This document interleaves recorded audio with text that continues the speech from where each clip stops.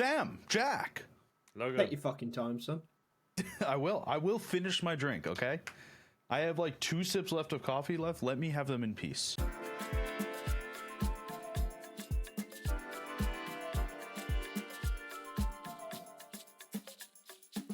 So, Jack, do you find it hard to keep up with all the news in Counter-Strike? I do. I took a weekend off and I came back to 6 new IGLs, 3 retirements, and apparently Navi's Waterboy got picked up by a top 20 team. Right? That's why I've been relying on the TLDR newsletter. It's a bi-weekly email that keeps you up to speed on everything in the CS scene, without needing to scroll Reddit for 3 hours while questioning your life choices. Yeah, it's like if HLTV had a baby with your funniest friend who actually watches every game. You get quick hits of news, spicy roster moves, upcoming match schedules, and even some insider gossip. All killer, no filler. And let's be honest, some of these tournament formats, you need a guide just to figure out who's playing who. TLDR breaks it all down, so you actually know what the hell's going on. Plus, it's funny. Like, actually funny. It's like reading a group chat between smart CS fans who roast everything in sight, but still care deeply about the game. So if your brain's full, but your heart still beats for Counter-Strike, do yourself a favour. Sign up for the TLDR newsletter. It's free, fast, and guaranteed to make you smarter. Or at least sound smarter in Twitch chat. Check out the link down below and subscribe, because the only thing more tragic than missing a major upset is not even knowing it happened. TLDR. You don't have time to read everything, but you still want to sound like you did. So the major happened this weekend. Did it? That's what I had been told about. I've also noted that our bracket was a little bit wrong. Did we Just go? a tad. Just a little bit. Did we have one game right? From the We did. I think we did. Because we said Vitality was going to win their game. Yeah.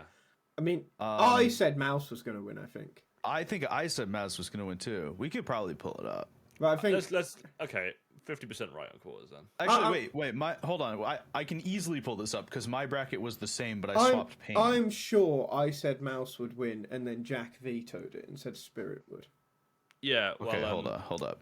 I was sold a pipe dream. This was our official bracket. The only difference is we did not have pain. I chose pain going through. That's the difference between this bracket. So, But Pain did go through. Pain did go through, but this is what our bracket looked like, the official Overtime Inferno bracket. So I think let's start at the bottom where we were right, and we can go up to where we were wrong. All right. Team Spirit MOUZ first quarterfinal. Fucking banger game that was, wasn't it? It was good. That was fucking good. That. Did you get to watch that, Logan, or were you working for that? That was one I think I caught the end bit. Mate, that first map. I was quite busy on Friday, so I watched the. So good. That was on I got Thursday. to watch the. That was the first one. Then I still didn't get to watch it either way. I watched the FURIA Pain one. Right, the first map was so good, and like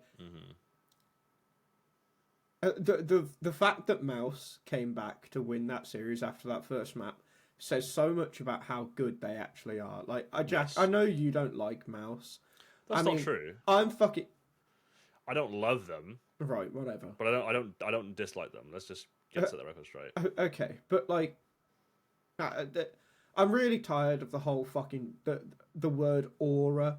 Aura is going up there with discourse for me as a word that needs to be sent to the glue factory. What about Winningest? Oh, Winningest isn't even a word. It doesn't even get the glue factory. It's just it's non-existent. Logan, are you a Winningest sayer? Have you ever described anyone as Winningest?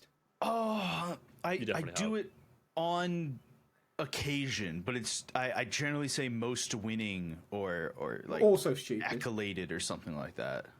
Most successful, Logan. It's right there.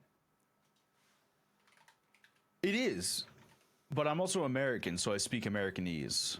And Winningest and most Simple winning is English, right in the American as Wikipedia dialect. puts it. But anyway. Do they actually put it in simple English? Yeah, no, there was a thing. That's so good. I don't know whether it's still that, but yeah, American English used to be classed as simple English on Wikipedia. That's great.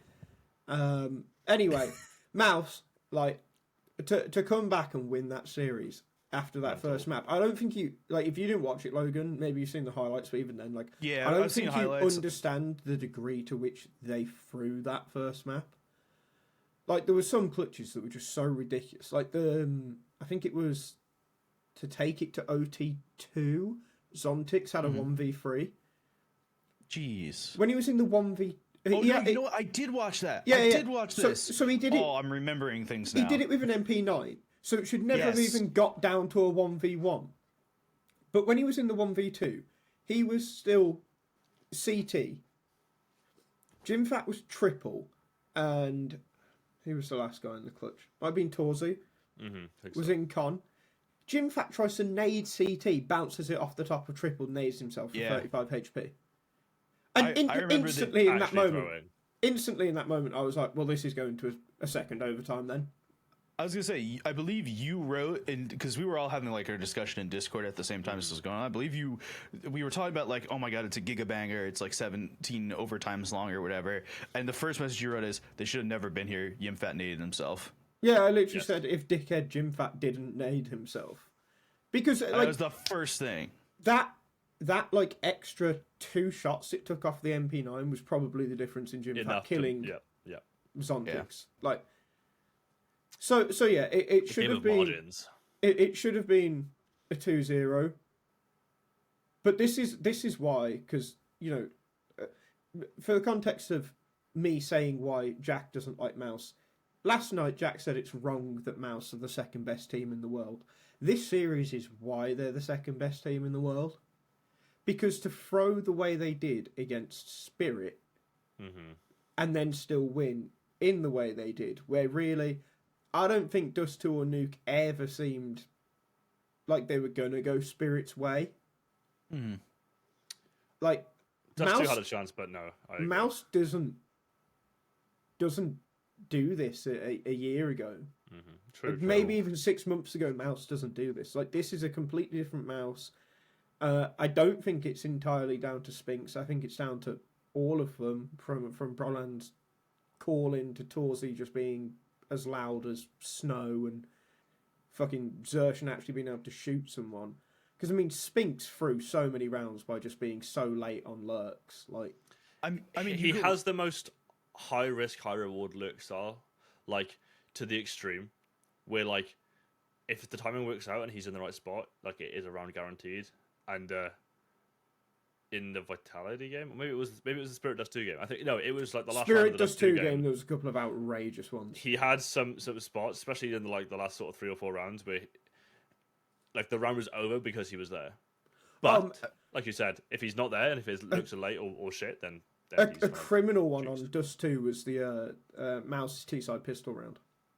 Yes. Bomb's been planted on A for like 20 seconds and Spinks is still just getting into CT because he's lurked through mid. Like, what are you doing? Yeah. I mean, so this match, because now that we've talked about it, I do remember watching it.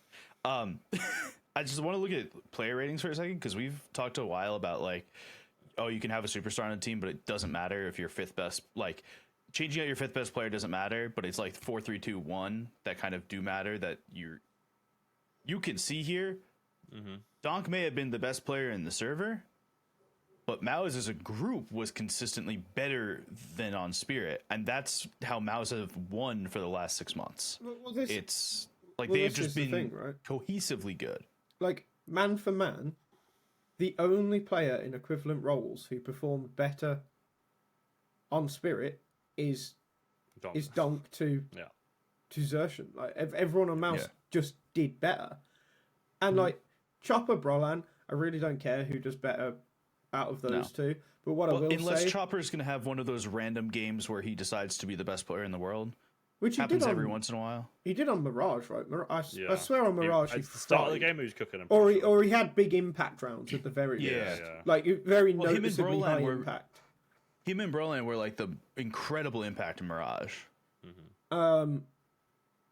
Are you going to slam the Chopper? Is that what's coming? I am going to, yeah. I still just think Chopper is very tactically limited. I think he's very much bailed out by the fact he has the best opener in the world and an AWPer that is typically very good at clutching, but wasn't so much in this series. I think he's very, very bailed out by that. Like, I really don't get it with Chopper.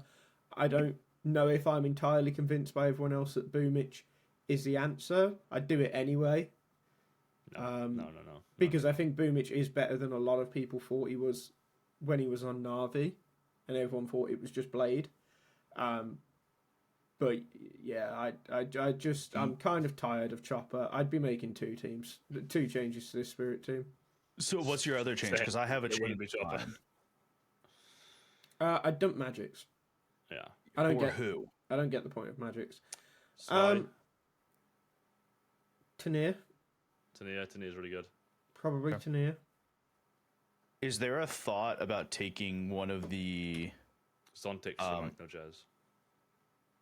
It's not what I was thinking. About instead of Chopper, who we already have kind of determined is tactically limited, and saying No. Sam said he is. We haven't determined. Okay. We have not determined that, but He say certainly fuck is. it and bringing in someone who you kind of teach to IGL instead of what Chopper's ways are. I think Like instead of Hallie, doing a like for like. I think honestly, like, other than Hallie maybe, is like, definitely capable of doing Like, that. in my head, like Perfecto could have been someone that could kind of be molded into that a little bit and play supportives. That way, it kind of fits. Well, Perfecto would be a pretty good. so that's another option as well, isn't it? Pretty You good get fit, Boomich, actually. you get Boomich and Perfecto. Yeah. Or you do both, yeah. But in my head, like if you could do Tanier Perfecto, fuck it. think You that'd be take cool. 4 months, let Perfecto figure out how to IGL, and then you're cooking. I just feel like you're asking Perfecto to change quite a lot about the way he plays. Yeah, probably. Generally, like, I'm not sure I love IGL's like anchoring anyway on CT side. Like, I think being in a slightly more dynamic position is a little bit better for calling, just for like map awareness and stuff, right? I think that's kind of understandable. Well, yeah, but the ones who are in anchor spots aren't calling CT sides anyway. Which is an issue really. But Well, it depends who Yeah. you've got calling them. If it's Nico, you're fine. sure. I don't know. I don't think. It's just I'm food for I'm a thought. bit annoyed that Zontix did kind of okay this event. Really, But Zontix, Because- Zontix has never been the problem. he hasn't. But I just think that He is someone who is ripe for improvement upon. I just think Magic's like he can just be better. Like I think Magic's ceiling is higher than Zontix, right? He's just less consistent, and I'm not sure. I think his floor is way lower. Oh, whoa. Yeah, NPL? I'm not sure they'd get another Ukrainian that's not Zontix. Yeah, I don't think he'd do it. Logistically, Zontix Okay. is considered a traitor, I believe, by a lot of Ukrainian players. Yeah, Oh. he is, yeah. Okay. And which also means if you bin him off, like is Passion UA gonna fucking sign him? But Is but Bait like gonna sign him? No. Zontix is more valuable to the team than Magix is. Magix has never overly made sense on this team ever since Dunk. That is just something slightly unavoidable. Yeah, I just think you don't. but this is my thing also. Like, if Magic's- you've had this role clash, or at least like role alteration for this long. Why did you sell Kyousuke? Like, if you dealt with a role issue for this long, why didn't you bring in the other best player in the world potentially? Do you know what I mean? It seems like a kind of oversight. I mean, I guess money talks, right? But we'll get onto that in a little bit. But Yeah. I wish they gave it a try. Maybe they think he's shit and they wanted to get him out before. I don't know. Let's move on to the other quarterfinal on this side of the bracket, which was Navi Vitality. I think the big things Fucking to hell, note it to doesn't start look this. good when you look at it like that, does it? No. Fucking I think the big hell. the big things to start here. So it's Vitality 2-0. Navi looked like a better team than we had seen recently. Agreed. Not much better. But No, definitely they better. looked much better. A different. Much, a much I didn't very think in different team. I didn't think in this match they looked much better. I will say in stage 3 they looked much better, but I don't Sure. think in this match they Oh, looked no. much better. I'll tell you who has looked better though is Wonderful this whole tournament. He's looked Yes. really good, Mate, which is look, a different. It needs to happen because he's been on the chopping block for the year. no, I'm sorry, we need to jump back 30 seconds. 3 months ago, that series is 13-4, 13-4. Yeah, They looked... No, I so agree much that better. they looked better. I just don't think that they were. I felt they played better in stage 3 than they played in this match. And I understand that you're also playing against Vitality, and that's its own bag of worms. JL said something in his exit interview which I thought was quite good, and I think he said, I'm going to quote verbatim, but like, oh, they felt beatable today. And I think they did. If you watch the game, Navi played better, but I don't think Vitality played great this game either. Obviously, they won 2-0, so like, I can't have played that bad. But I think that's something to note. Like, if JL thought they were beatable, that shows there's an improvement in the Navi camp, I'd say. Do you know what I mean? Yeah. Yeah. I mean, obviously, Navi's just a dead team. Is the issue? I think. But for who's out? Yeah, that's my question. I'm looking at this. I'm going. Like, you could change every player potentially. Maybe not Ben. Is the answer that none of the players are on they switch coach? No. I There's think not a Blade chance. has yellow in that blood. He I would don't never think leave. so. Let me note that I do not think so. But every time that I do a lot of this thinking about this in traditional sports. It's like you look at the players and you go, on paper this should work. Obviously, it's not.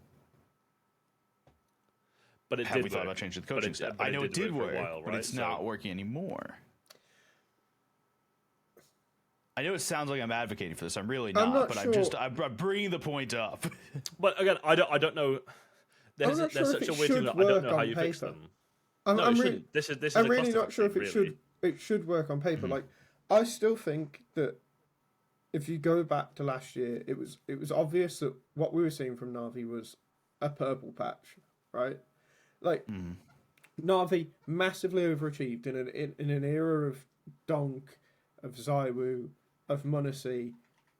They were in the final of every event for 6 months with that team that, for all intents and purposes, yeah, JL and him are 24, but they were massively inexperienced compared to Bit at the time, who's years younger than them.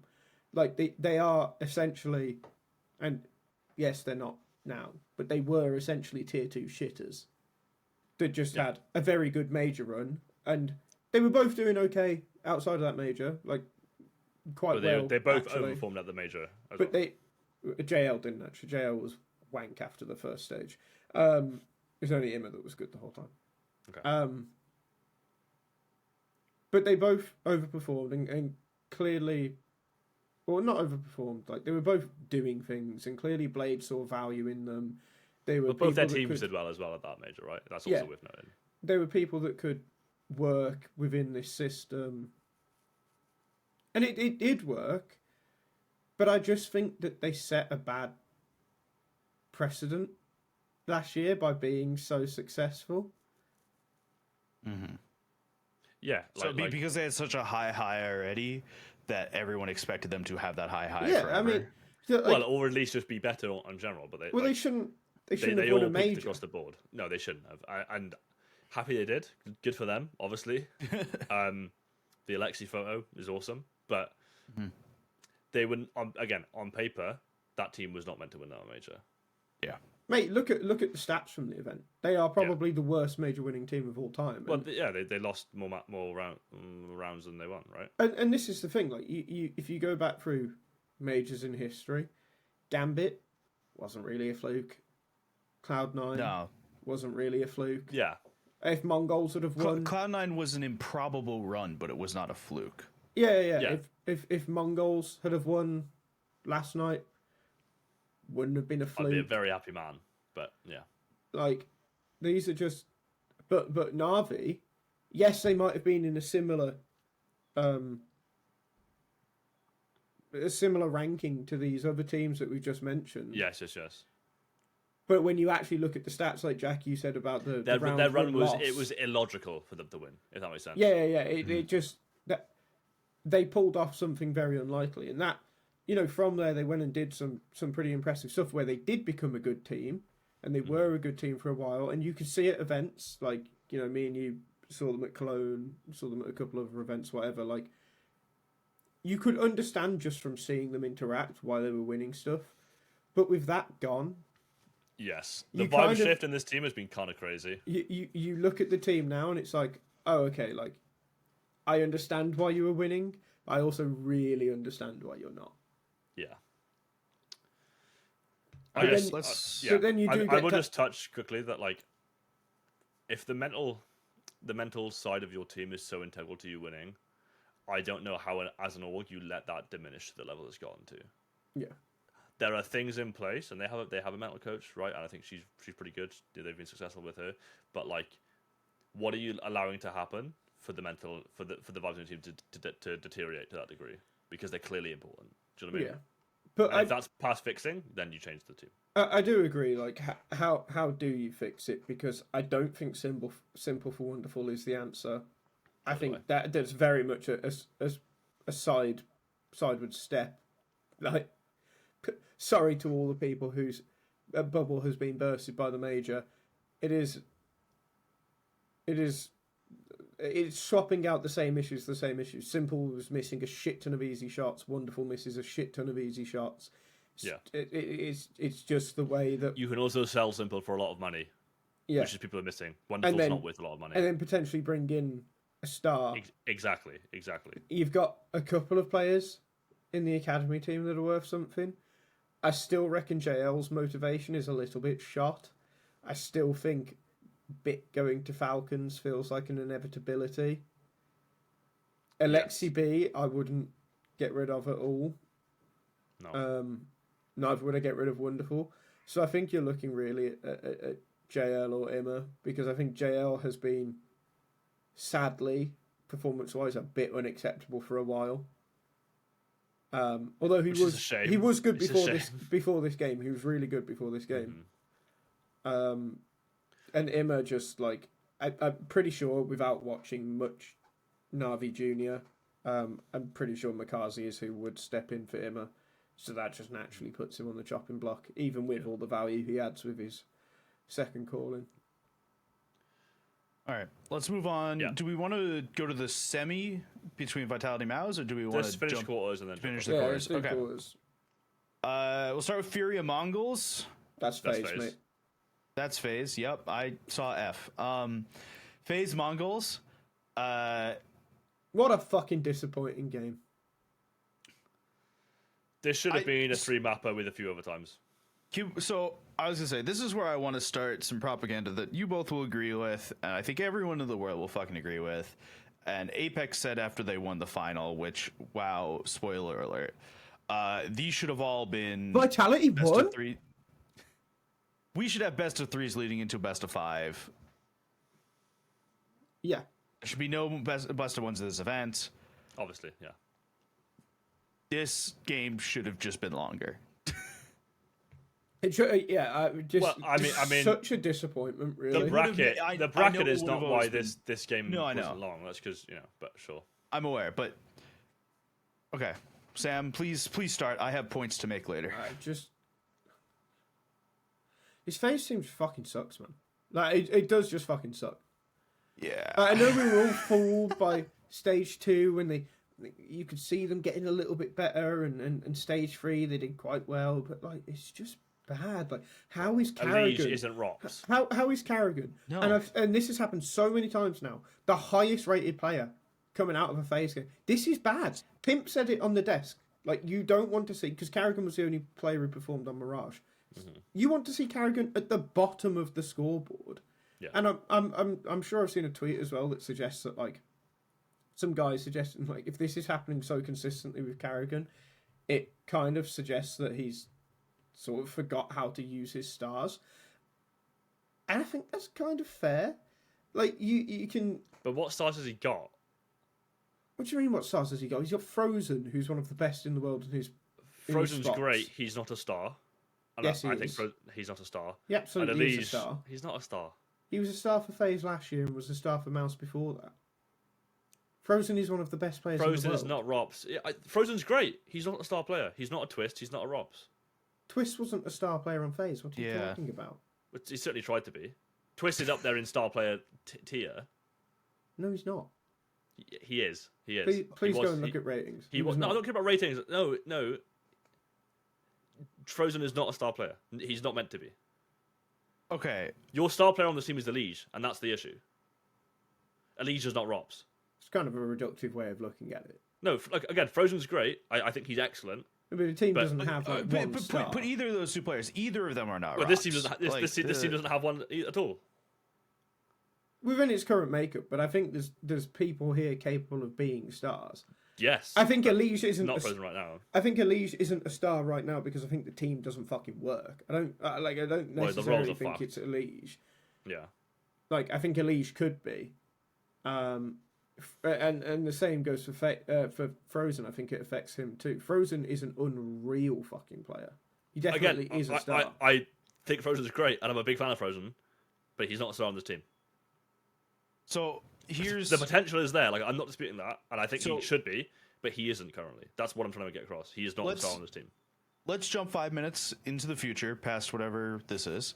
What Sam and Jack individually, we'll go to Sam first. What do you want to do with this team? Because I think everyone's kind of under the same opinion that there is not an actual fifth person right now. That Simple isn't officially signed, and we don't know if he will.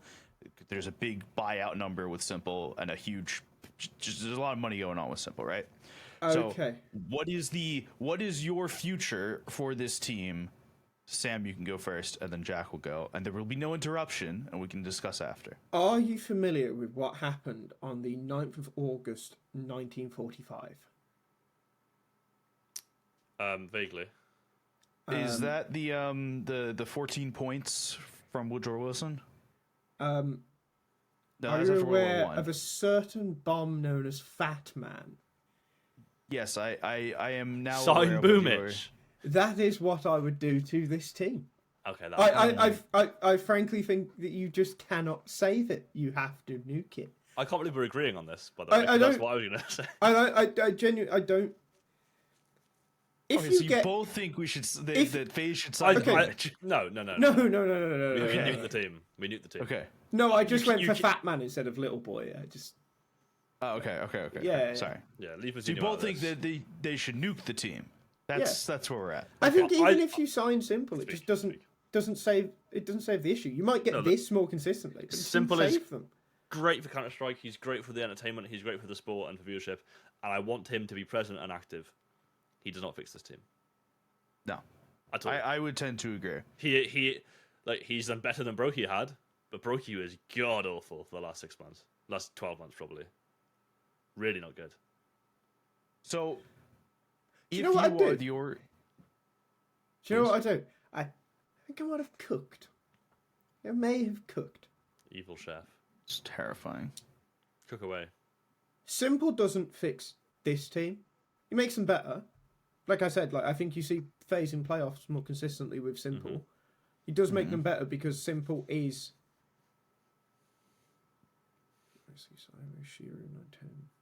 Probably going to be the 6th best AWPer in the world. Yeah, but Simple is going to beat teams in group stages. Okay. It's when he gets playoffs, right? But the point is, he's going to probably be like the 6th best AWPer in the world, right? Okay, sure. Or within that top 6, where a few of them change echelon. quite frequently. Mm-hmm. So I think you absolutely have to sign Simple. You then kick Rain, and you sign JL. Don't hate it. Really. Don't hate it at all. So and then what? Is that it? Yeah. Well, you have to keep a core. This leads me to a question that we had before then, which is about stars on this team. Does that mean that who's going to be the star then? Well, Elise is going to want to be, but I think Frozen should be. Why are we talking about stars in this way? It's just so stupid. It's so stupid. How is it stupid? FaZe are like... When have FaZe ever operated with one star? Well, they've operated with 17, but when has that helped them But what team operates with one star? Every team has a clear one star. You might have star they players. They have a best player. Yes. But they don't have a single star. Okay, so who is supposed to be your best player? No, because you should all be good. You should all be able to fucking shoot a gun. You should all be able to win rounds. Yeah. Who is the person you're running the offense through here? Right, like... Well, within the meta of Counter-Strike, it'd be a Liege. And I think that's an issue. Okay, so, Jack... I think the issue with this phase what would you... What would you do, Jack? Well, VRS rules, you'd have to keep a core, right?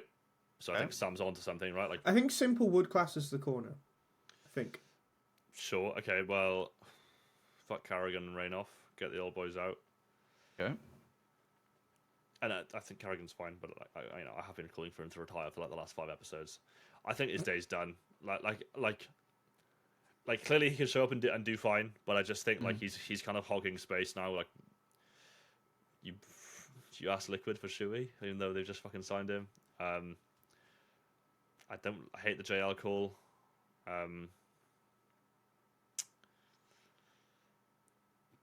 Maybe you find some like fucking little tier 2 demon, like a MakaZe, what that guy, or like a fucking a Yatinia, someone like that, right? I don't know. But you're just gonna keep having people tread on each other's toes. Well, yeah, but That's why it I don't doesn't know. work. But this is the thing, like the roles are so fucked now already. With maintaining a core, I still don't think you can fix this team. Yes, you can, easily, If it's easy, why haven't they done it then? because they're too loyal to Rain. He's like, is it on baby number 3 now? Baby number 2? Well, it was the second one you just said. You don't want to be doing this shit, man. Like he's made his money. I think Rain's still fine. Like he's still fine, but like just get rid of you don't need to be doing this. This He's is done. like the big issue is that you've got Rain playing in a ton of positions that he's not used to, and it's really fucking difficult when you've been playing set positions for so long. And he's to doing learn fine new as well ones. in those positions. Really, He's doing well enough. all right. Yeah. But it also means that in certain places, Elige and Rain are stepping on each other's toes, so Elige can never be as good. Elige and FaZe, clearly there's also some issue with the way Elige has played for a lot of his career and the way that FaZe has operated for years overlaps. That needs to be figured out, but again, that's something that more time and a more functional team, it could just click. I also think Elige, on a consistent level, will be better than Rain, so Elige is the one that you keep hold of, at least for another 6 months, and if it doesn't work, that's when you look to make a change for Elige. Frozen is just too good to allow any other team to have him. Carrigan, I think if you look at the other teams, unless you just go and get ZTR and Ash, I don't like. Yeah. I can't see Heroic allowing Linus to go now. No. That was my thought. So I don't see any other person you can get instead of Carrigan. So I think you say to Carrigan, like, give us until the end of the year, pal. Like I said, you've got to sign simple, and then for me it's pretty simple. You know, you got Carrigan as this anchor. Keep it simple.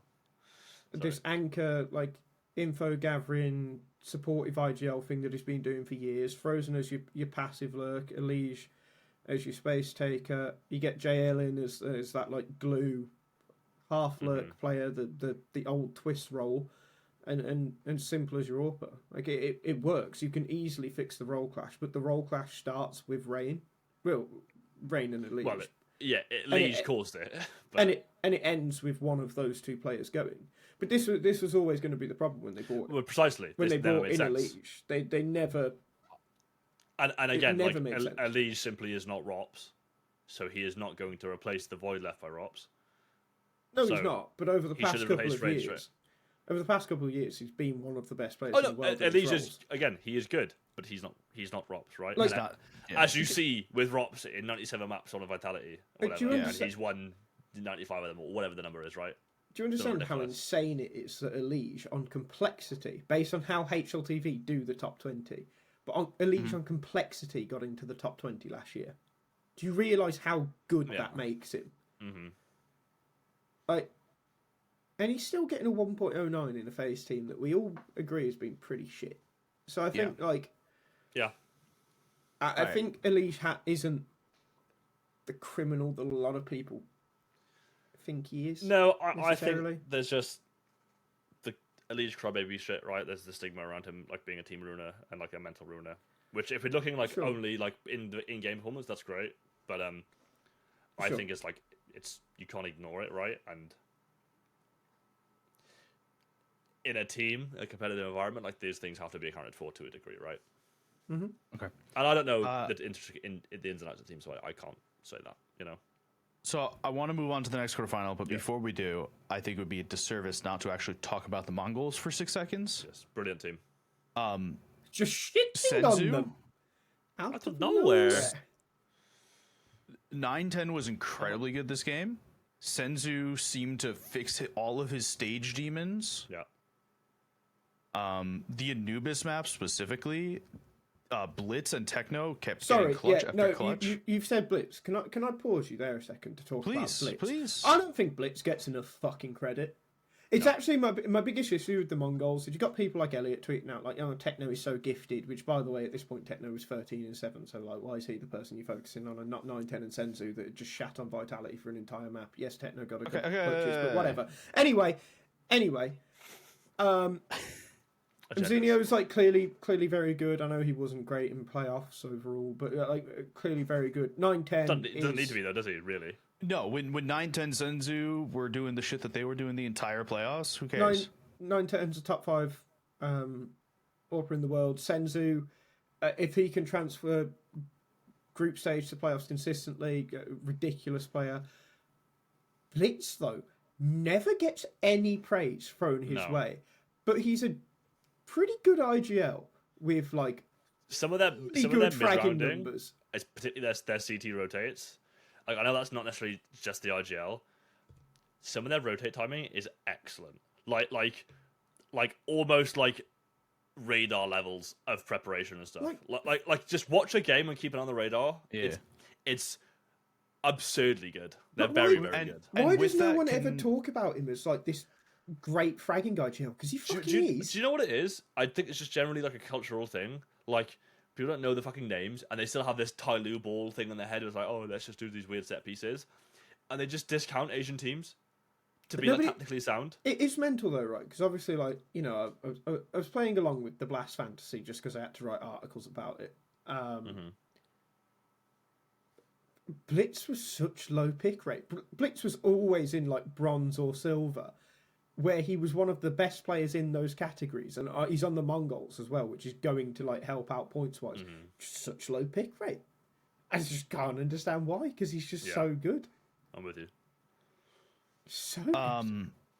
While we're nominating people for things, can I put my nomination for MARA as Father Figure of the Year? You know that the other host of this podcast has just had a child, right? I said Father Figure. I didn't say Father of the Year. I said Father Figure of the Year. A father is still a father figure. I think to be a father figure, I think to be a father, you have to be a father figure, but not all father figures.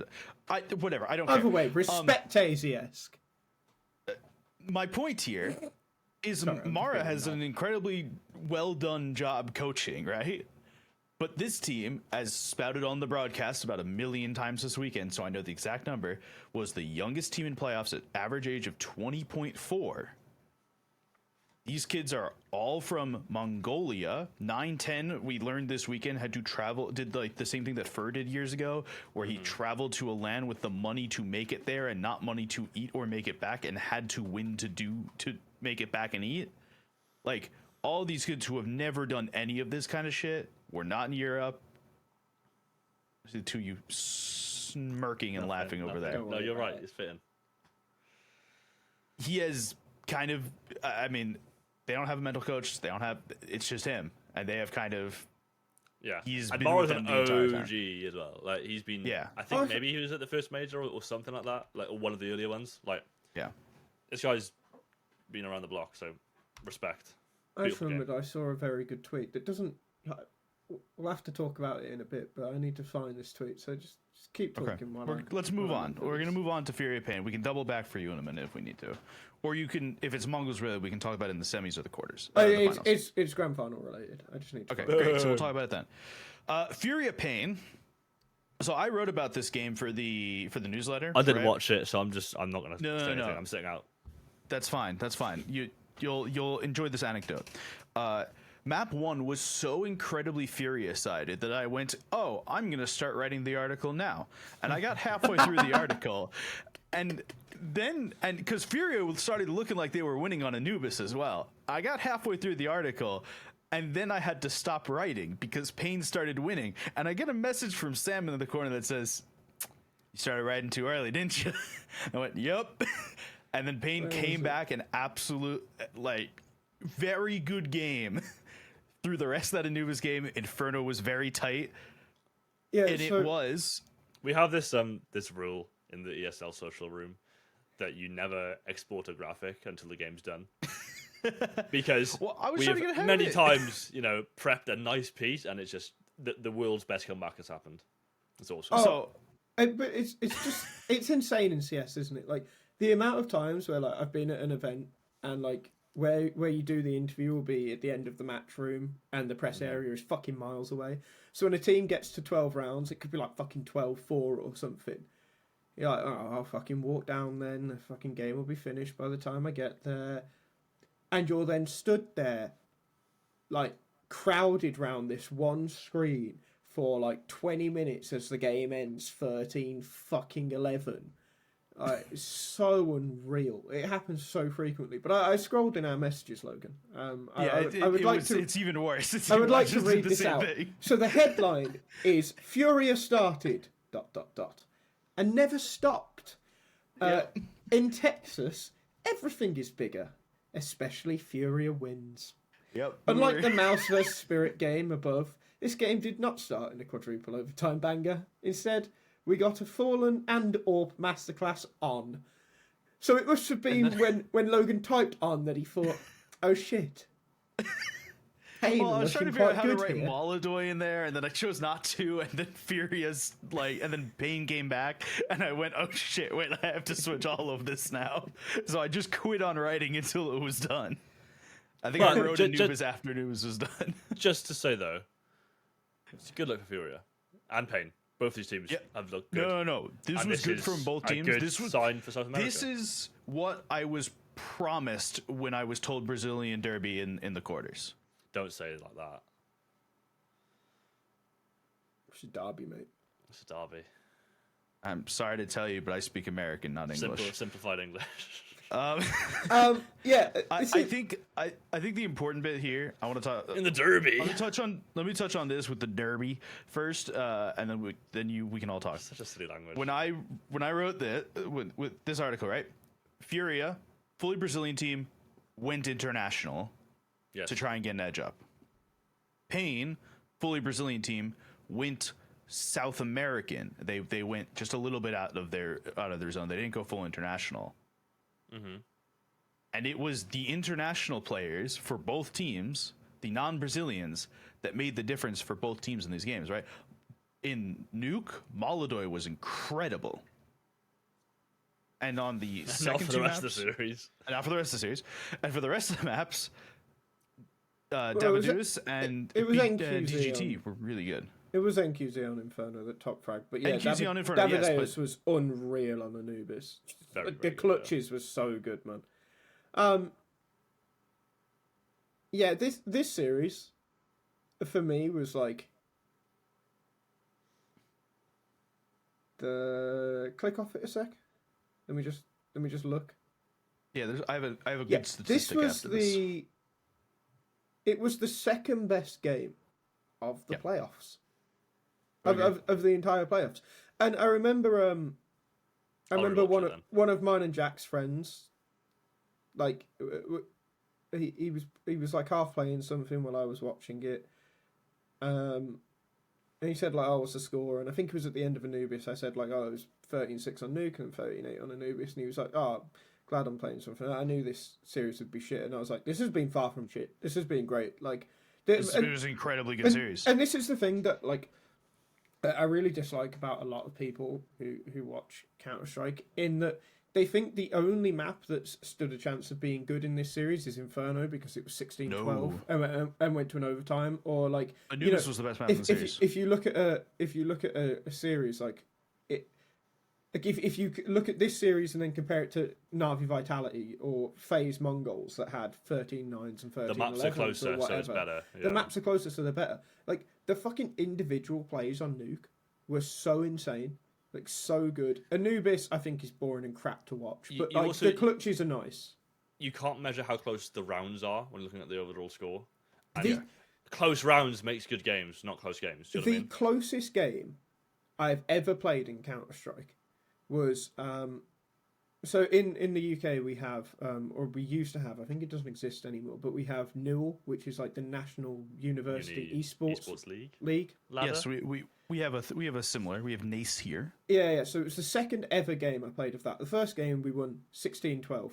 The second game we played on Cash, we lost 16-1, and genuinely we lost 15 1v1s. In that game, it was the closest game I've ever played. It just every 1v1, because we were on the CT side, it was just that they just shot us before we could shoot them and defuse the bomb. Like it was one of the most fun games. Like you can't even be mad about it because it was just close, and like we ended up playing that team a couple of times and had some closer like 16-14 type games. A 13-6 can be close. A 13-8 can be close. It's about how the rounds play out. And this was a brawl between two teams that aren't yet fully developed. They also both fucking good to watch, man. On paper, shouldn't have been in the quarterfinals. Well, so they were both hungry as fuck, and that makes for good CS. It's great. I think Pain's roster moves have been around for 6 months, so they've been around for a bit. Furia's changes have been around for like a month and a half. This was like their second event with DG2. Maybe third. Okay. Yeah. So, but they've taken a month off before this. Both very new teams. Yes. Yeah, very, very. I do want to bring up one Inferno specific thing. Yakindar started the game off incredibly well. Oh yeah. And then went 18 rounds without a kill. Yeah. What was he? He was 17-6 or 18-6 at the end of round 13. I think he was 18-6 at the end of the first half, and then did not get a kill for the rest of the game. No, he got a free K. Or maybe got one. He got a free K on T-side pistol, and then didn't get a kill. That's what it was. Beast mode. I think the 3K got him to 18. I think that's what it was. that's what I mean. Okay. Oh yeah. At the end but of he round didn't have a kill 13. at the end. After that, did not have a kill for the rest of the game. But to be fair, like a few of them, obviously he lost 50-50 gunfights. A few of them was just like, he's just in the spot where sometimes a half is going to go really wrong for you. And it wasn't a bad thing. It was just one of those kind of incredible stats. It's one of those things, right, where if you click on it, just click on the match page a sec. And then go on to Inferno and onto the T side, just so we can see what he actually... What it actually looks like in numbers. Yeah. 3 and 13. So, and this would include overtime. So it looks fucking horrible, right? But this is another thing where people look at stats completely out of context. They won't watch the game. It's like, oh well, Yakindar cost them that game, didn't he? Bear in mind, Kyousuke also 4 and 14. Kyousuke was worse than Yakindar. Yes. On that half, he was worse because Kyousuke is in much better positions. Yakindar, based on the role he plays, will be in these positions. There was a round where he was clearing out long and the cubby in that, or holding it. And the second that he looked away from the cubby, the guy who was in cubby just swung and killed him. And there was multiple rounds like this where the second he moves onto the other angle, someone kills him. It's nearly a 2 rating on. Yeah, as I say, for what it's worth, I've never seen this big of a gap. A 0.34 on T side and a 1.91 on CT. Which just speaks to, and then for the game to go to overtime and be close, just speaks to that this team is fine. They're good. Go on to the thing where you just go on to the thing real quick where you can check who killed who. Oh, the if you do performance, I think it's there. Yeah, it's on performance. Yes. I'm just intrigued as to how many times MongolZ killed Yakindar. 10 to 3. So this was the thing as well. He was just being sent into an AWPer that was having a fucking game. Yeah, and QZ. So actually, I mean, yes, we can't see how many of those kills were blind, But how much of it is NQZ's fault? Is Yukindar's fault? Because that suggests... What's it as AWP kills? 8-0. So that suggests that that genuinely one of the best players to ever throw a flashbang, Fallen, was having an off day with his flashbang. Not setting up his boy. Fallen's flash stats have been consistently ridiculous for years and years. So Maybe with the rifle he don't want to flash anymore. So that just suggests that he was having an off day with his flashbangs. All right, let's move on. Let's move on to quarters. Let's go pain MongolZ because we're right here. This is what you call not a close game? No, yes, this was a domination. Not a close game. This was... And this the was Mongols beautiful. And destroyed and left and went home. Just go on the match page again. Just go on the match page. Yeah. Go on to the details stats. I think we actually need to have the visualization of for this. Which this one? So go on Mirage first. Miragi. And go on to the round. So Pain won 5 rounds. We'll then see 13 rounds won by the Mongols. Now go on Anubis. Surely not. I'm pretty sure it was basically exactly this. Yeah, it was. They won 1 round out of Lost 22. 10 in a row? Does that make it? Pain won 1 round out of 22. Yeah. How insane is that? How insane is that? I don't think I've ever seen that. Ever. Wait, what do you mean 1 round out of 22? Where are you getting your math from here? Well, they won the pistol round, and then Yeah. they lost 13 rounds in a row from the last game. Yeah. Won the pistol and then lost that many rounds. I can't count. No. 10. So you're saying 9? over 2 maps. Okay, Yes. so Yeah, 13, they won a pistol, and then they won another. Okay. They won 9. How crazy is that? Understood. I don't think I've ever seen that. Genuinely. It's fucking insane. The boys were having a game. Tactically, again, as I was saying, they were excellent. And it was brilliant. It was good to see. And it really made me hopeful for the finals. Which I mean, just look at this on the side, by the way. I don't know how much I can say. Is there much to say? Kills, they just damage, assists, everything the kills, Mongols wanted to do, first they kills, did. right. And then when things weren't going perfectly, they were still clutching and winning. So They just shoot so just fucking hard. just better. They just shoot so hard. Directly after this match, Pimp said my favorite line from the major, which was, they're just a couple of kids playing Counter-Strike, which hit really hard for me. Yeah, And it's a little reductive, but I know what you mean. no, it is, but it's like the way the Mongols are, and I They, mentioned this they a are little what bit earlier with Counter-Strike used MaaRaa. to be, you know? Exactly. They are what I remember when I was a guy playing Call of Duty game battles, like when I was young, right? Like, it's just, for me, it was 4, but it's just 5 guys who are just playing the game. They've got 1 guy behind. Like, you see Falcons walk up to the event with 20 people in an entourage and stuff, and it's just like 6 people and that's it. And one of them is their coach and everything. Like, that's great. Also, I'm just so like, here for this. I think what's good is like they're they just, you know, the IHC Mongols core, which I know has changed now, but like this iteration of a Mongolian team has probably been on the scene for like maybe 2.5 years now. This team has been together for a bit over 2 years. How long ago? A bit over 2 years without a Yeah. roster change. And they've like the improvement is ridiculous. Like they were like, you know, losing, like getting 2 maps in the play-in when they first showed up, and now they are consistently in playoffs in this major finals. They're winning an event this year.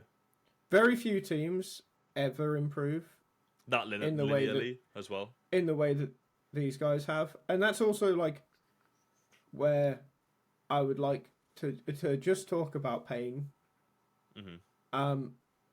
Do not expect Pain to do this for a while, because they won't. No. But they will have the capacity to do this again, as long as NQZ has found a new, but more consistent level. They will do this again. DGT and Davideus are both very solid players. Big Zero we know is good IGL. My concern would be Snow in the long run. I think Snow obviously brings a lot to the team. Not sure how much of that is actually with his hands, which is sad because I think Snow's fucking fantastic. He's so fun. He's awesome. But I think Snow is like the current like ceiling limiter on this team. But I would expect, and the same with Furia, if they keep hold of Yekindar, because I think Yekindar would also do more for this team than someone like Insani would. Furia and Pain could be consistent. Like, they could be on the level of Aurora. LG, Aurora. Okay. They could be on the level of Aurora by the end of the year. And I know that me and Jack have been quite critical of Aurora, but that's still a good level to be at. Like, that's still we can be no making one complains playoffs about that. quite a lot. And anything where like domestic teams, like there's always kind of going to be a ceiling unless you're from a strong region. Do you know what I mean? And South America isn't particularly strong right now. I mean, we're seeing a resurgence, hopefully, but do you know what I mean? Like The if, problem if you're limited by continent or country, there is always going to be a level where you can get better, but there's also I also think there's just a fucking massive issue with the way that this is a slightly separate point, but it works in context of Pain and Furia and Aurora. I also think that there is an issue with just how fucking people look at teams. Like when they were calling the MongolZ and Aurora fucking playoff bottlers or whatever, when they were losing 9 times out of 10 completely reasonable games to lose. Yeah. In that no one is ever happy with a Counter-Strike team unless they're winning events, which is just, it's so stupid. And for some teams, they're not meant to win. Well, go look at football, right? And I know this might go over your head, Logan, but like if you look at soccer, don't do that again. Just I'm translating for it. I'm putting it in simple English. If you look at the Premier League or something, and you look at a team like Bournemouth. Yeah, okay. Click on the standings, right? Okay, so Nottingham Forest, they kind of choked, but 7th, unreal performance there. Bournemouth being in 9th. Bournemouth have a stadium that has something like 12,000 seats in it. For context, everyone above them, you can add on at least like 15,000. Probably more. Oh wow. Okay. Yeah, so this is not the biggest football stadium there is. This is just the one near me. Search Vitality Stadium, and you'll see the size difference. I'm pretty sure it's called the Vitality. Yeah. Unrelated. 11. Yeah. 11,000 for you. Yeah. 11,000. Like Bournemouth Brother, being I think where there's more Bournemouth seats are, at my local minor league baseball park. But genuinely though. Probably. I'm being serious. But so this is the thing, right? Bournemouth being where Bournemouth are is so incredible that people need to be okay with teams like Furia, teams like Aurora, and Pain getting to these spots and losing. Because if you're a consistent IEM team, right, and you're in the is it 9th, 12th, 7th, 8th, 5th, 6th? Yeah. Are they the standings? I think 5th and 6th are the fifth, isn't it? 5th and 6th are the ones that lose the quarters. The upper brackets, yeah, sorry. Yeah. So 7th, 8th are the ones that lose the pseudo quarters before that. Mm-hmm. And then 9th, 12th is the round before that. I think if you're in 9th, 12th and above, where you're occasionally prodding into the 5th, 6th, you're in a really good fucking spot. Like, look at if you go look at the rankings, like it's a fucking good spot to be in, and I don't think it's wrong to criticize any team for being in there once you get past the G2 FaZe, NAVI, Liquid, Falcons, MongolZ, Spirit, MOUZ, Vitality, who take up a few of those are bleeding into those spots, but they're the teams that you think should always be there. So if you're a 3D Max, a Heroic, even an Astralis at this point, a Game Legion, Furia, Pain, Aurora, be fucking happy that you're in those spots, and fans should learn to be happy with those teams in those spots as well. Not every team competes for a championship every year. Well, you can expect to even once a year in the like context of our calendar. The Premier League, right? Like, there is teams that have never won it, and they probably never will, right? But then even being in the league is incredible. Or even because promotion and stuff. Yes. Well, no, do you know what I mean? For context, Logan, Bournemouth a couple of years ago were in League One, which is 2 below. Like they were a nothing team, and got themselves up to an established Premier League team. For you guys, for American fans at home, promotion to relegation is a big deal in European football.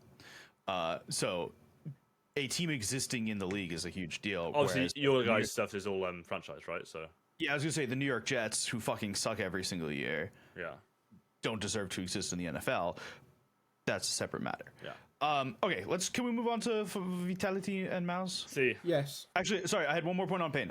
Really quick. I have a feeling, so generally in the past, Pain have done really well to Major, and then they've like disappeared for 3 months because they don't get invited to all the events and stuff, and then we see like little bits, and then we up they're into the Cologne. Major. I'm 99% sure. I was gonna say, I really am excited that we see them after the Major this time. Yeah. Because we don't normally get they normally like they're go in and stage kind of one, hibernate right? for a bit. So I'm happy that we're seeing them more and more outside of the Major. Okay.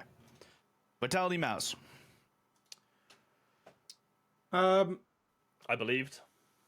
This game was disappointing. I would agree. Honestly, yeah, I don't. I think like with what we said about Fury and Pain and how that was a close one. This game is the other side of that. The Inferno was boring. The train was pretty boring, and I think it says a lot, right? So my what I'm told to do when I write the match reports is to just basically post the Twitter highlights in an article and just connect the tissue between them. Mm-hmm. There was like 5 highlights from this entire best of 3. There was none. Like it was a dull game. It just was. The first 2 maps, like they were, reasonably Fine. one-sided. Like the fine Yeah. train just could have been so much more, and it just wasn't. And It felt like MOUZ again, were just out of train from not the pointing start. fingers or anything, right? Like, but like Torji was not putting up what he needed to at all in the series.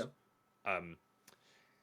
Xerxes played great, as we can see on the stats. Yeah, you'll still get dickheads calling him a playoff bottler though. Which clearly I mean, hasn't been for a while. Just moronic. But Torji didn't lose in the game, but he didn't fucking win it for them, right? Like, Yeah. that my biggest takeaway was that he was not really here on this series, and that's a shame because when he's at his peak, he's maybe top 3, top 4, and that's not like me to give credit to a MOUZ player, but yeah, it was quite a boring game though, really. Like There's not much to talk about here, and it's not like this is not how a match between the number 1 and number 2 in the world should go, in my opinion. Which is why when MOUZ should be number 2 is kind of what I mean as well, right? This should be close. So every other match we have talked about what roster moves are coming from teams because were imperfect teams. Not saying that either of these teams are perfect, but like they were fatally flawed teams coming into the playoffs, and we expect that they will try and address those flaws. Yeah. Neither these like MOUZ is not going to make a change, and Pain from the previous game is not going to make a change. These teams they don't need to like you. The only reason MOUZ this makes a team change is- is because they get forced to. Well, yeah, the only because someone buys someone out, like that's it. So, all right, move on to the finals. Yes, let's. To the final. To the finals, best of 5. It should have been. It was only a best of 3. On that Sad note, times. I have the understanding that Valve are open to discussing the format for future majors. Yes, Yeah, I've Striker. read that. I hope that Striker posted it. at least BO1 should be gone, and a BO5 final should just be. I will note- given. I will note it was a 2-1 victory for Vitality. I think if this was a best of 5, it would have been a 3-1 victory, but I still would have liked to see that extra map. Yeah, Yeah. Mirage was an absolute outclassing. fun. It was So fun. just fucking great.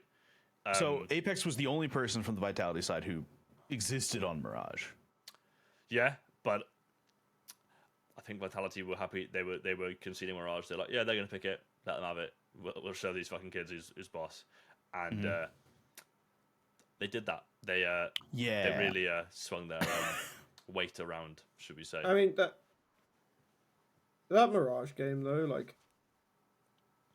Mongol should not be able to do that to Vitality. And No. this just off star power alone, just off the paper team. this is shouldn't like happen. so it was before I went to sleep because this major's done a number to my sleep pattern. But this morning, Andy J, one of our graphic designers, and Mac, who edits this podcast, were talking in the TLDR Discord, which you should all be a part of. Yes. You can join it below. Yeah, below. And we're talking about whether Vitality can keep this up or not. That Mirage map, that Inferno map against MOUZ, is a sign as to why they won't be able to keep this up and why that's just completely okay. Like, I don't think a lot of people actually understand how insane what Vitality have done is. Liquid in 2019 didn't do this. Navi did something kind of similar in 2021, but there's a massive caveat over their run because half of it was like not in front of crowds or still online or shit like that. Astralis in 2018 didn't do any bullshit like this. Like, this is probably now the greatest team of all time, and genuinely with the expectation that Falcons should be better. We'll talk about that very quickly in a minute. In a minute. But MOUZ should, in theory, also grow from this. They tend to grow from their defeats. MongolZ, in theory, should be at a higher level. Spirit, A man can be destroyed. I'll be amazed. I'll be amazed if Spirit don't make a change.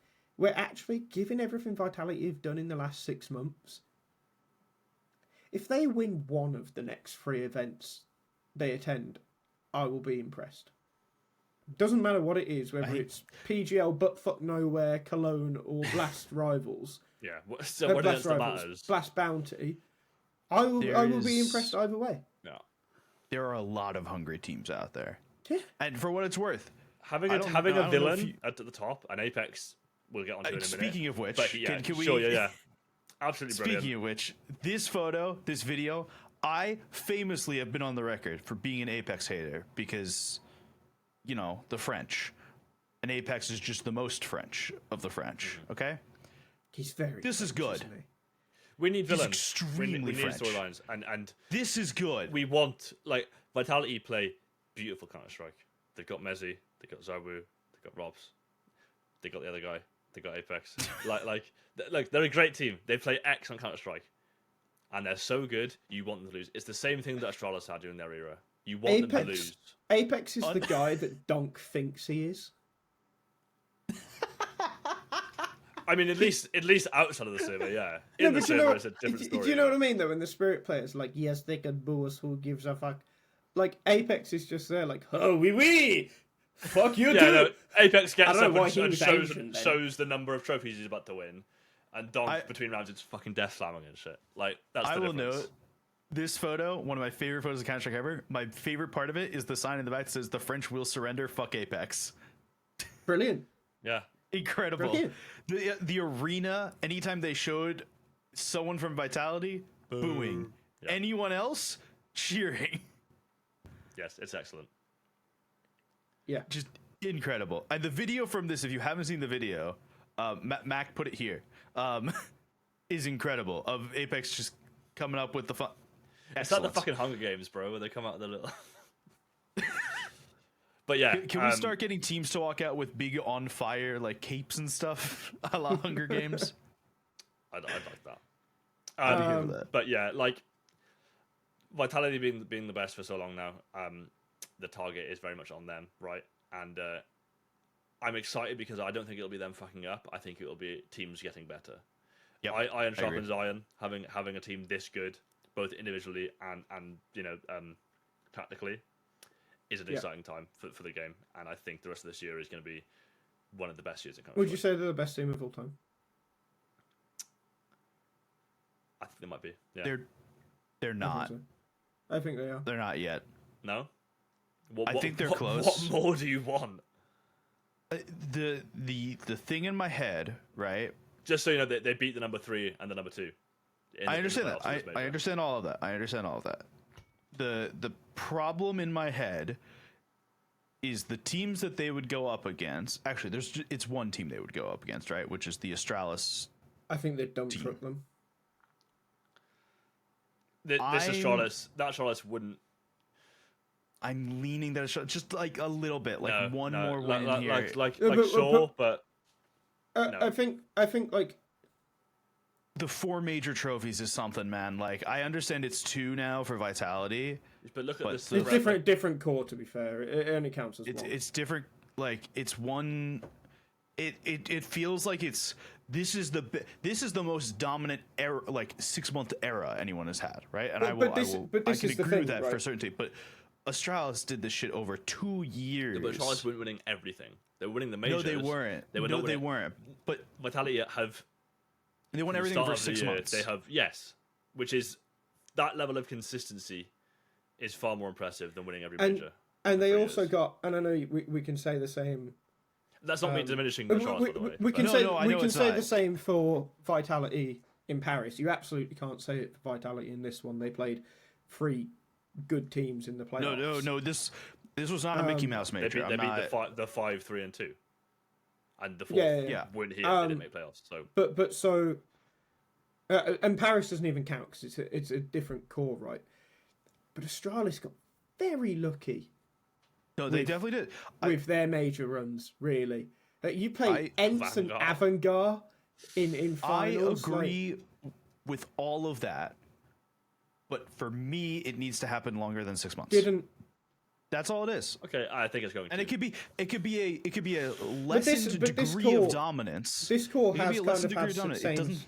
This core has had sustained success. I understand that, but I think if they are just literally, I don't think they need to win a single event for the rest of the year. As long as they are top 3 every event rest of the year and maybe win one more, I'm here for it. If they win But Cologne, like the this year, sustained past 6 months. If they win, is if they what win in Cologne, my head. if they win Cologne, If they win Cologne, it's done. If they win Cologne, it's because done. obviously they won last year, I'm- right? And then obviously they haven't been undefeated since then. But like, If they win a fucking Yala Compass for the rest of the year, it's done. All right. they don't okay? go to those events. Like, Then to be but fair, my point is, Logan, it's just like I think need it's one already more done. thing. I need like one more thing. That's all it is. I Yeah, think but Like, that's- one more. I think that, like, if you're saying even a Yala Compass, like, it's already done, man. They're the best team of all what, time. are they 7 trophies this year? Yeah, maybe you're right. maybe you're I right. think 7 in a row. I think they could hit 10. Not in a row, but I think they could hit 10 trophies this year. But I just which think is as fucking well, absurd. like, Astralis had so many things.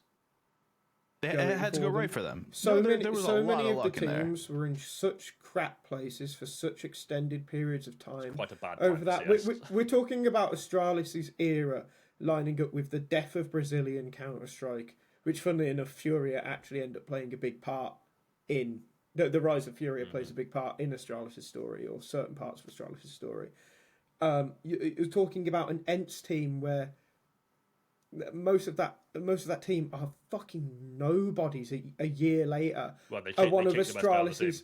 Astralis's biggest competitors. A Liquid team that could never truly match them. A Navi team that could never truly match them. Like, Astralis didn't have. Navi team with Flamey. Yeah, Astralis didn't Yes. have anyone that could go against them, and Astralis also revolutionized the meta in such a way that it was so difficult for people to catch up. It wasn't like, oh, you can actually play around with smokes on this timing and like swing through. And if you do it on this timing, people tend to never be looking at it because they only stare at the smoke on average for 4 seconds or some bullshit like that. Like, they actually changed the game on such a fundamental level that people had to actively relearn how to play it Which is in order to catch impactful. up.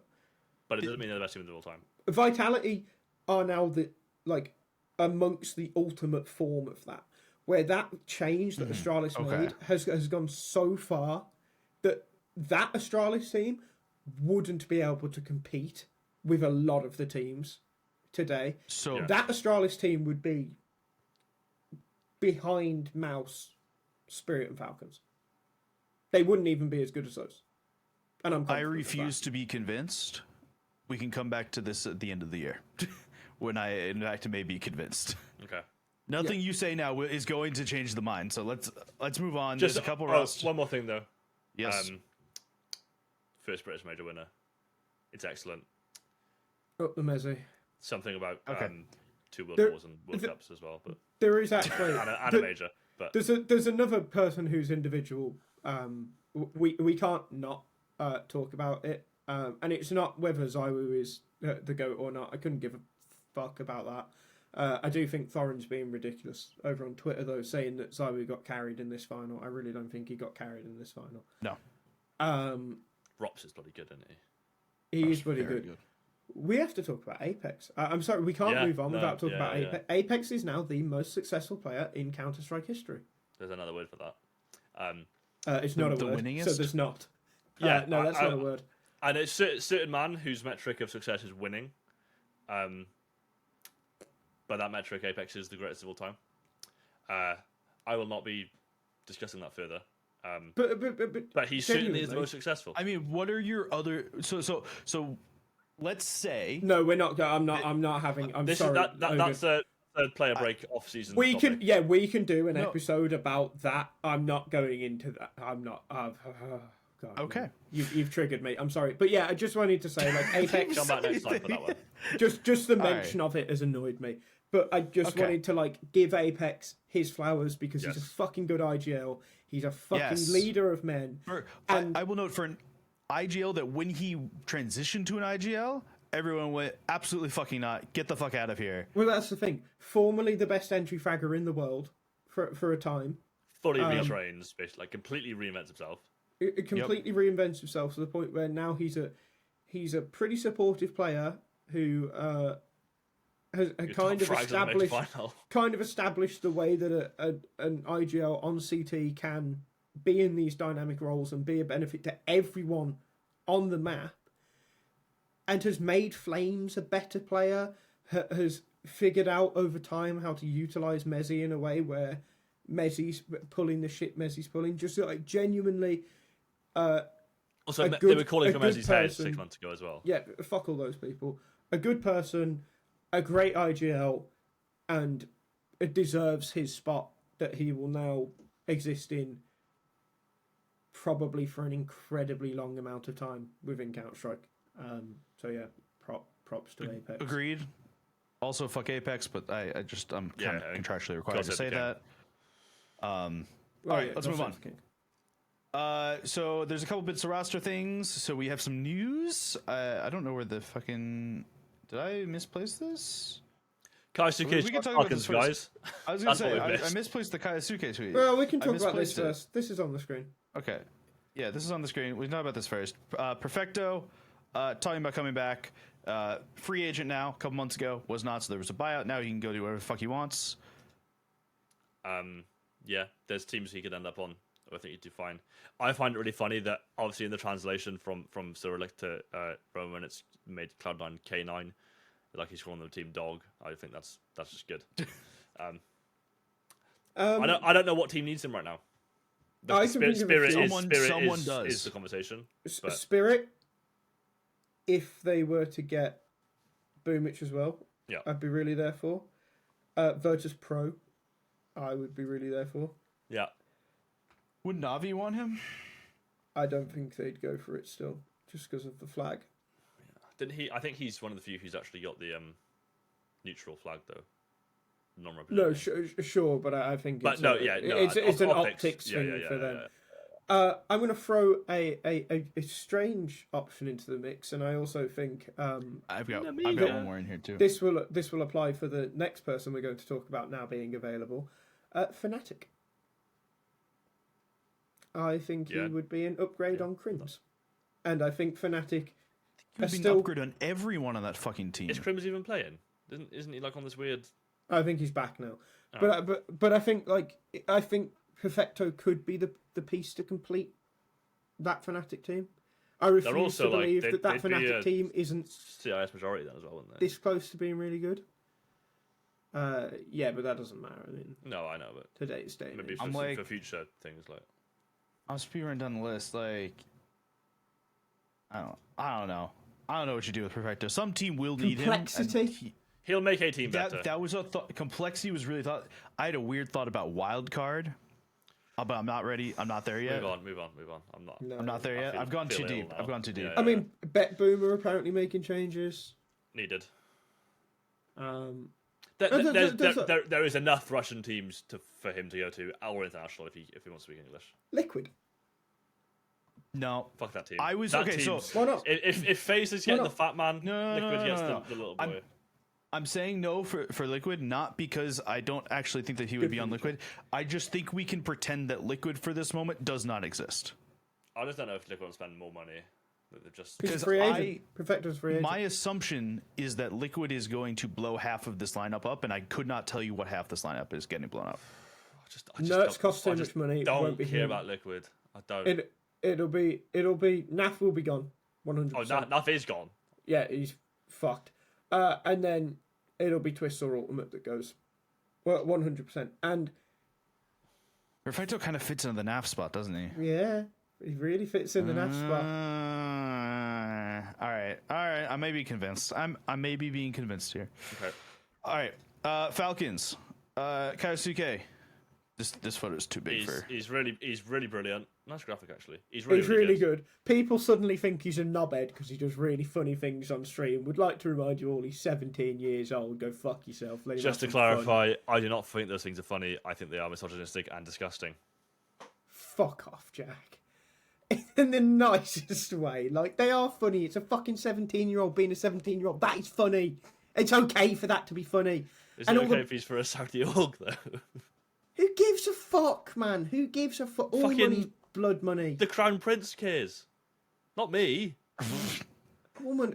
Oh, I'm sure the Crown You've Prince of gone- Saudi Arabia cares about women's fucking rights. Jesus. Well, fuck. no, quite the opposite.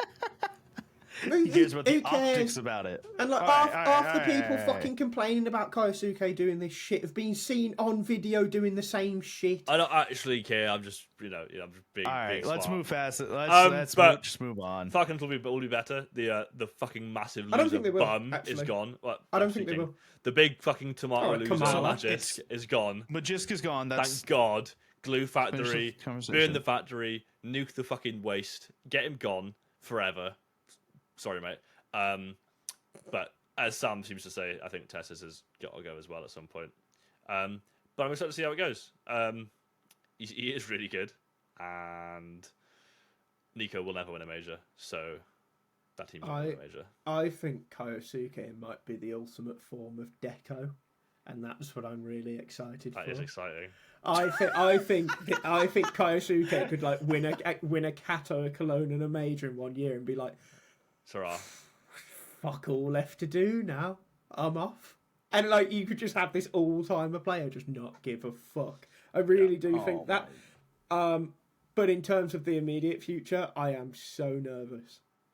So, The thing so is now, nervous. and this is probably like the issues with Falcon, or one of the issues is the pressure for this team is ridiculous. Oh, I don't mean Oh, pressure. yeah. I don't.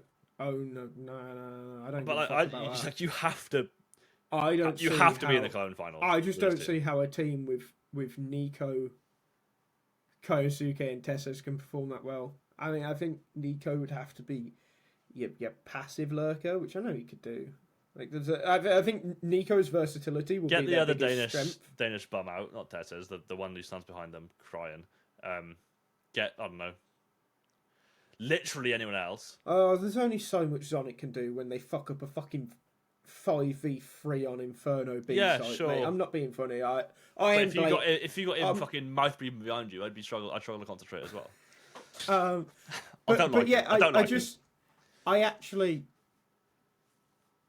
still would have kicked Tessos I know you would over but Magisk. I will agree to disagree on that because I just think the roles are going to be so fucked. That and we know that roles And- are not real and a woke agenda. So end of we story. will also. I want to also note that they have said in this the lineup is locked, so they're not moving Tessus right now.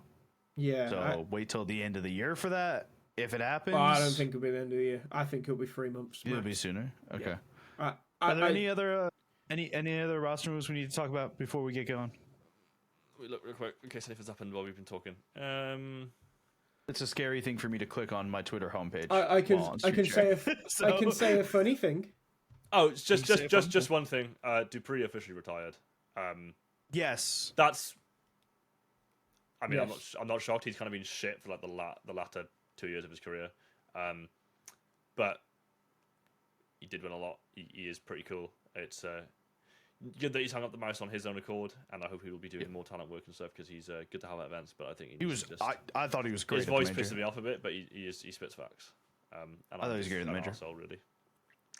That's all. Yeah. Dupreeh going very sad, but it is the right thing. I can also just say a funny thing though. To end the episode, there's a 1% chance that Snack stays in G2. 1%. 1%. If that 1% chance exists, G2, you should just sign Magisk and make him IGL.